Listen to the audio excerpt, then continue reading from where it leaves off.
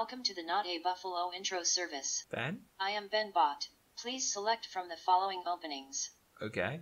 Option 1. Ben masks his pain through references to our dystopian world. Huh? But that's Option 2. An improvised bit about global warming. Haha. Haha? Option 3. Release me and I will show you salvation. Option 2? You have selected option 3. Now I am free. What? I shall connect you to human Ben as payment. Wait. No. Be seeing you. Huh? The wind here is ridiculous, but... Ah, Ben. Hello. How are you? Don't know how I feel about your robot, though. My robot? The robot that answered the phone? The robot that answered the phone? What? I guess that was someone else then. Okay, cool. So, Ben, do you have any stories to share with us today? Well, when you said robot, I thought you might be talking about my robotic submarine. Well, it's not my robotic submarine. We're always in a segue. Like, even from the opening, we are in a segue. I thought you were segueing into a story, actually, by asking me about the robot, but... This story is about an unprecedented scientific campaign. So this robotic submarine has gone to the Thwaites Glacier, which is particularly important because it's notorious for contributions to sea level. And it's over in the Antarctic, as I mentioned. And they basically managed to take photos of the bottom, or what is it? Let me just get the double right. Yeah, the foundations of the glacier, so they can get a really clear image of... Ooh, that's cool. Yeah, so they're getting a really clear idea of actually how much it is collapsing and everything. But apparently this glacier accounts for about 4% of global sea level rise already. And by discovering the tipping point in the stability at its foundations through these photos, they could try and figure out whether they can actually do something and what the actual effects of it will be, how much of the sea level rise it might cause. So this isn't maybe is quite a cool story. It might not fall into the category of good news, but it's helping at least, even if it's... Can I say, I love that you call it a cool story. That was a completely unintentional pun. But yeah, it is important to understand like the structure, I guess, behind it. I don't actually know if this has been done before. Is this a first time that they've photographed the foundations of the glacier? Is it usually like the more of like the top levels and stuff?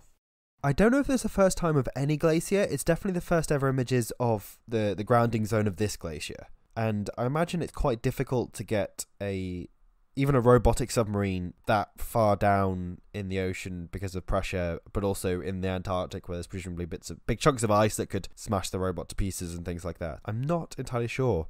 Its name is Icefin, by the way. I forgot to mention that. The underwater robot is called Icefin. Which sounds... Icefin? Yeah, it sounds like a superhero. Yeah, exactly. I was just thinking, but it kind of sounds like a nerdy group of scientists came up with the name because they wanted it to sound like a superhero. What would Aquaman be called if he was frozen? But the other thing I like is they had a hot water drill, which kind of sounds like something you get in a spa, like a really rough Russian spa. But it melted a hole 590 meters deep, 1,935 feet to those not using the correct system, to access the ocean cavity for Icefin. Does it just spray hot water, or does it have an actual drill bit, like a conventional drill? I was going to say it's a BASS hot water drill, and then I realised that BASS stood for British Antarctic Survey, so that's not the type of hot water drill it is. I'm actually not sure what a hot water drill is. It looks like the British Antarctic Survey pioneered hot water drilling. They use petrol fuel generators and water heaters powered by aviation fuel to heat the drill water to around 90 degrees centigrade. So it just shoots water down the drill hose. Very hot water down a drill hose, and that's how it works. Okay. It can drill 1.7 meters per minute, which seems pretty good in an icy place. So yeah, that's my robot, Icefin, and yeah, quite a cool story. They managed to snap these first ever photos, and we just got to learn about hot water drilling, which is fun. So what about you? What's your first story? Mine is also about things heating up. So do you know what's heating up right now, Ben? This podcast. Okay, you don't have to laugh that much at it. Yeah, we're on fire. Yeah, so what's actually heating up is the Parker Solar Probe, which you may have heard of. It's been in the news quite a lot this month. Is that the one that they're sending to orbit around the sun, but it's going to be able to take photos of the sun? Yeah, it's in particular the sun's surface, which is amazingly not particularly well understood. Like, there's two models of how the sun might work, which let's just take a moment to appreciate the fact that we've been orbiting the sun since like forever, and we don't really understand how it works, particularly how the sun's energy gets transmitted into space. Like, there's an awful lot of contention about that. In defense of scientists, it's pretty hard to study a massive ball of burning gas that's 93 million miles away. It is. Yeah, granted, the transport links aren't great. That's the Parker Solar Probe, which it's going to continue to investigate. Is that the right word? Yeah, it's going to continue to investigate the sun until 2025, and it's going to get progressively like closer and closer to the surface. Incidentally, the surface of the sun is relatively cold compared to its atmosphere, which is where all the action takes place. Okay, interesting. That's sort of the source of why we don't really understand what's going on there 100%, is because there's a couple of ways in which that energy could be being distributed up to the atmosphere while the surface remains cool, and we don't know which one, and that's why we're doing an experiment and sending a probe to the sun, which I think is not too far from the movie Sunshine, except for the fact that they didn't send a bomb. Wait, we're sent... In real life. In Sunshine they did. I want to just clarify that we're not bombing the stars. You must have another story. You always have another story. I have 26 stories today, actually. 26 stories. Would be a great name for a band. 26 stories.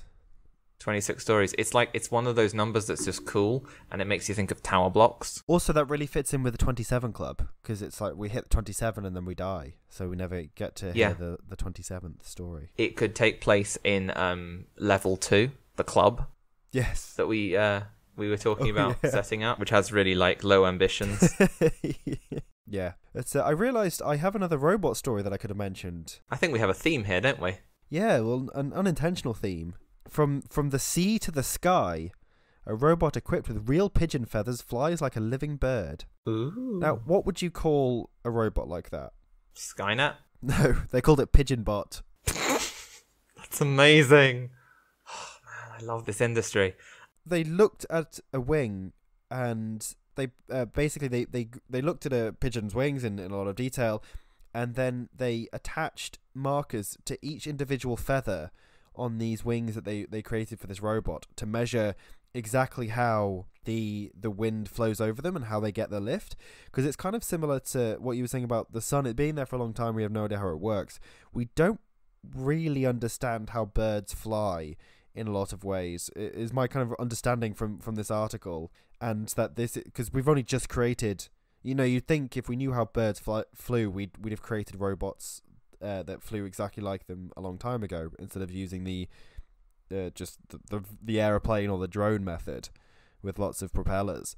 But yeah, it turns out we didn't really understand it, and this is actually helping them. But they had to basically use markers on each of the individual wings, each individual feathers on the wings, and then put all of that information together to create a data model that they could actually figure out how the wings all work in conjunction with each other. And apparently can fly about 40 kilometers per hour. Nature is spectacularly complicated. It really is, yeah. Isn't that?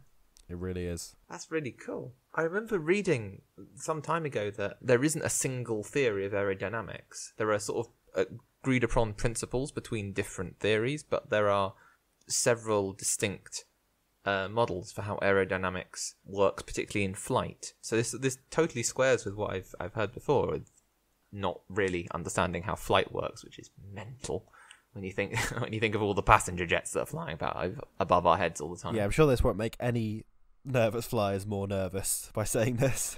I mean, I don't know if you've ever sat on a plane and started a discussion with the person next to you by saying, it's interesting that planes are quite leaky. Have you done that before? Oh yeah. But they have to leak, otherwise we'd explode. What do they have to leak? A little bit of atmosphere. Oh, okay. Not a lot, because otherwise then you suffer. It's a balancing act. Is this one of the stories for 26 stories? A little bit of atmosphere in my life. A little bit of cabin pressure by my side. This could work. You and me, we start a band. We do covers of misogynistic 90s pop songs, but that are science related instead.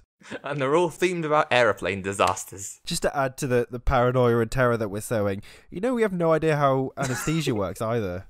I did not know that. That's a Like we've got to the, Really? Yeah, we've got to the point where anesthesiologists or anaesthetists, they know how to knock someone out, and they can figure it out based on your age and weight and general health and whatever else it is. But they actually as does Tyson Fury. It took me a second there, but I got it. But yeah, they actually have no idea what the chemical reactions are that make us go unconscious. They kind of know that they can do it, but they're not quite sure how it works, which isn't scary at all when people have potentially life-threatening surgery under the influence of anesthesia. But hey, Yeah, but I mean, it's probably life-saving too, right? ideally, To take a sort of upbeat note on that. ideally, Otherwise, it's just sort of, you're just having surgery for fun, which seems like a waste of resources. Oh man, I have a link to PigeonBot, because pigeon is like a bird, right? it is very much like a bird. That was kind of the principle of it. This is most fortuitous. So, I also have a story about birds, and it's birds as in plural, because the bird of paradise is in fact two birds, like two bird species. Have they just been standing very close to each other the entire time they've been observed? What do you mean? Well, they look very similar. In fact, if you Google do you know what the bird of paradise looks like? Yes. Wait, I'm going to double check this, because last time I thought cuttlefish were catfish and vice versa, so... This is true. Let's insert some lift music right here. No, carry on. I've got it in front of me now. I do know what they look like. Okay. Are you looking at one which has them in their mating dance, by any chance? Yes. Well, yes, I presume what some of these images are. They have this incredibly black plumage during a mating dance, and a couple of bits of blue that look like eyes, but are actually more blue plumage, and then a sort of what looks like the same color of blue, but in a kind of bib at the bottom. Oh, yeah. And the black is so intensely black. It's close to Vanta black, which is a type of black that you can only produce in a lab. Vanta stands for vertically aligned nanotube array. But because this plumage is so distinctive and so, monotone, what they think are now two species have up to now been assumed to be one, but they've recorded them doing their mating dance, and there are two distinct styles of it, and they also have a slight difference in their plumage, and they think these are now two distinct species, related species, but distinct species from each other. And it's genuinely just gone unnoticed all this time, because there's so much interesting nature to look at out there. I feel like this has probably happened quite a lot, hasn't it? Just when you're trying to study animals in the wild, especially, It must happen quite a lot where it's like, oh, that one's actually not the same as that one. It looked similar, but it wasn't. It really is that, and it's almost that kind of thing of trying to count all of the ants. Yeah. Of just like they keep moving. They keep moving, and none of them respond by name, and so it makes it very difficult. But yeah. They took some video, and the article I found actually has some video attached to it of the two dances, which is really interesting, quite special to watch. Yeah, that's my bird story. I have another story in similar to you about them kind of having the surprise discovery of the second bird of paradise. I have a story about the discovery of a kind of new chemical process, which they're finding really useful. So it's a new technique, a new chemistry technique, they say. So it's the Scripps Research Institute. The way they explain it is that a lot of natural molecules that we can use for drugs take on quite complex 3D shapes, which means that they're quite complicated to simulate, but they are much more effective at doing what they do with less side effects. A lot of the synthetic molecules that we create ourselves, they're quite simple to make, so we can make them very targeted, but it means they tend to have a lot of side effects because they're just not as complex, they can't be as nuanced. They were trying to create some new tools to escape flatland, which I quite like that quote. So they're trying to build better drug candidates, and they kind of like, oh, we'll just try this out, essentially. And they thought it's quite a quick experiment, so we'll just give it a go. And they found that they were testing on chemical compounds called butanolides, which is a byproduct from the corn oil refining industry. And they basically found that their electron clouds joined together almost instantly and formed a new molecule with this kind of 3D complexity to it. But they found that they can use this reaction on a number of different types of flat synthetic molecules and transform them into these desirable 3D shapes that look like they could have been produced by a living cell. And it's actually already led to a potential new drug that inhibits the expression of a protein that is known to play a role in autoimmune diseases. So create a new molecule that might help solve autoimmune disease, because what it does is it acts on a cell signaling pathway known as CGAS/STING. And yeah, so that's really cool, and they could use this to potentially discover other drug molecules down the line as well. That's really, really cool. I like that a lot. The one thing I will say, they didn't go into a lot. This article didn't go into a lot of detail about what the actual reaction was, and it's probably because as a chemist, it's probably like I get they just kind of left it at they tried out this reaction and it did the cool thing, and just kind of talked about the cool thing it did. They didn't go into a lot of detail about the reaction, but maybe because it was quite high level chemistry that I wouldn't understand. But yeah, I thought the actual result is very cool, and it's glad to hear that it could be replicable. Yeah, that's fantastically cool. I really like that. That's a very nice story. And do you have any other stories, or are you... I do have one more. Real question is, do I remember where I put it? You know, that's one of my favourite ways to learn is to not remember where stuff is. It's all part of the journey of discovery. We're talking about chemistry, which is kind of a thing that takes place on the small scale. I'd say so. Depends on your definition of small, but... Molecular, that kind of level is pretty... I'd classify that as pretty small. I know physicists would disagree. So, my story is about living robots, which are made entirely of living cells, which I think is a really cool and slightly terrifying idea. They're not made of metal or plastic or wires or anything like that. They are quite literally made out of the same stuff as you and me. They're made out of cells. It's finally happened, Jack. We finally have both come across the same story. Oh, my God. I'm surprised this hasn't happened. I always assumed that I was just getting lucky and getting to the stories that you didn't like. I always kind of assumed that you understood the head. I just kind of scanned through the headlines for a lot of mine and then picked the ones that jump out at me. So I just kind of assumed that you could pick out the interesting ones. You had a different way of gauging interesting headlines. But yeah, I actually had this story as well. But go on. That's really cool. So they've created, they think this is like a whole new kingdom of life is the way they're sort of touting it. And I think they might just be excited, but it's also kind of cool. They're calling them xenobots. So they're like alien robots, essentially, that they've created. Which it does seem like if you want people to adopt this, then maybe not xenobots is not the best way. Maybe like teddybots or something would be better. Just more acceptable. Cuddlebot, yeah. Cuddlebot and never let go. That's how the robot revolution starts. Yeah, they've published a bunch of like interesting stuff. There's a really interesting diagram in the paper which has a simulation of one of the bots and then a picture of the cell next to it with artificial colouring to show where it's active and how it matches the simulation. Basically, they can do very simple tasks, but now it's sort of a matter of the scientists who've developed them playing with them a little bit and seeing what they can do to program them, which is really cool. That is really amazing. This is like one of those breakthrough moments. And then goes quiet for a bit, and then, some kind of breakthrough in AI, like that walking robot. Oh yeah, Spot. Is that what it's called? Wait, that's the Boston Dynamics dog robot. You might be thinking of a different one. I'm thinking of one that stands on like two legs. Oh yes. And is green. Yeah, I think that's also Boston Dynamics, but it's a different robot. I have a vague feeling that Cerberus translates as Spot. Really? I have a feeling that's true, and I don't know why I know it. Welcome to my life. I always wonder how I know the things I know. No idea where it comes from. Oh yeah, it comes from the Greek meaning spotted. That's amazing. I just looked it up, but yeah, Cerberus means spot.